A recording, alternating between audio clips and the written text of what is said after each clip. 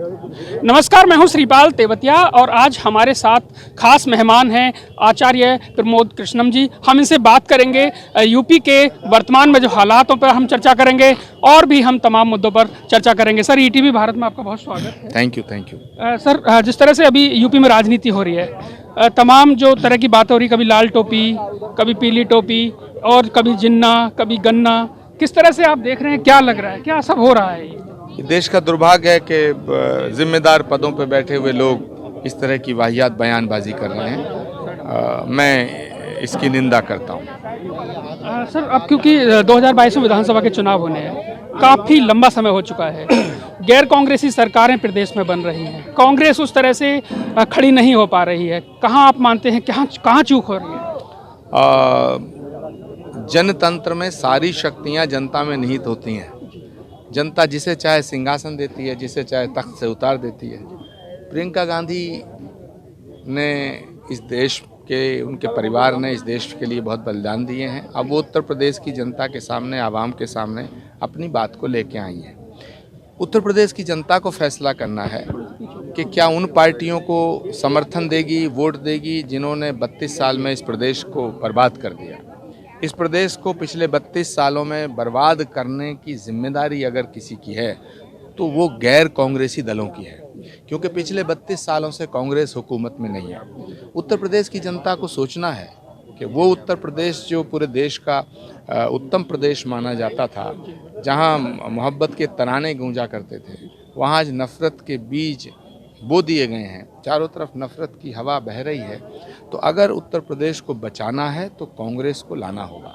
Sir, अभी देखा गया था कि पीछे जब शिवपाल यादव जी ने रथ यात्रा की शुरुआत की थी तो तब आप साथ थे, तो क्या मैसेज आप देना चाह रहे हैं? मैं हर अच्छे इंसान का साथ देता हूं और हर बुरी बात का विरोध करता हूं। सर, जिस तरह से जो अभी यूपी में गठबंधन बन रहा है, आरएलडी सपा का, उधर राजभर जी से भी उनकी बात चली है, आम आदमी पार्टी से भी सपा का अभी अलायंस होने की चर्चाएं हैं कि अभी सीटों को लेकर कुछ बातें चली।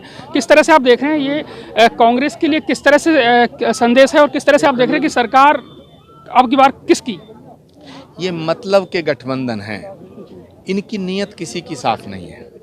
ये सब जीत जात के कौन कहाँ जाएगा इसका कुछ नहीं पता है।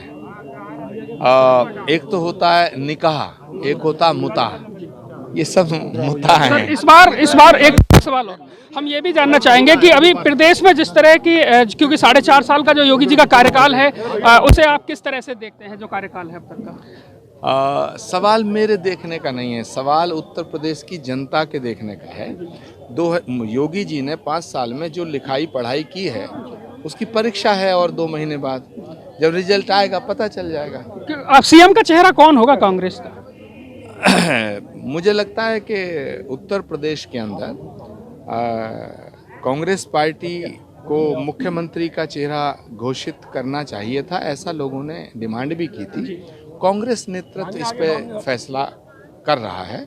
हो सकता है कि उत्तर प्रदेश में मुख्यमंत्री का चेहरा घोषित हो। सर, आप जगह जगह जाते हैं और देखते हैं कि जो अभी जिस तरह का माहौल है, क्या लगता है कि कांग्रेस कांग्रेस को वो मजबूत स्थिति में कांग्रेस फिर आ पाएगी? मुझे लगता है कि कांग्रेस 400 सीटों पर चुनाव लड़ेगी और उत्तर प्रदेश की जनता कांग्रेस पार्टी की जो सेवाएं हैं, उसके जो सिद्धांत हैं, उनको इज्जत बख्शेगी। सर, रावत जी का जो निधन है, इसे आप किस तरह से देखते हैं? जिस तरह से पूरा जो सभी लोग उसमें हमारे देश के जो शहीद हुए हैं इसमें। देश की जनता जानना चाहती है कि हमारे फौज के सबसे बड़े अफसर इस तरह से दुर्घटना में उनकी मौत हो गई है, तो देश की जनता जानना चाहती है कि ये हादसा है या कोई इंटरनेशनल साजिश है। इसमें आप चाहते हैं कि जांच हो?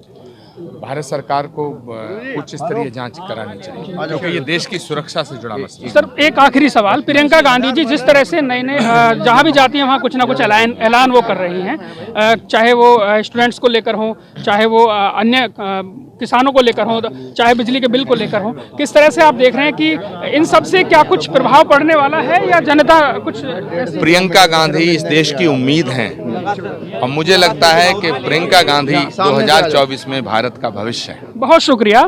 तो ये थे हमारे साथ आचार्य प्रमोद कृष्णम जो हमसे खास बातचीत कर रहे थे। उन्होंने बताया कि प्रियंका गांधी देश की उम्मीद हैं, साथ ही उन्होंने विपक्षी दलों पर भी यहाँ सियासी वार किया। तो ये थे हमारे साथ कांग्रेस के नेता आचार्य प्रमोद कृष्णम, जिन्होंने तमाम मुद्दों पर हमारे साथ चर्चा की। श्रीपाल तेवतिया, ईटीवी भारत, मेरठ।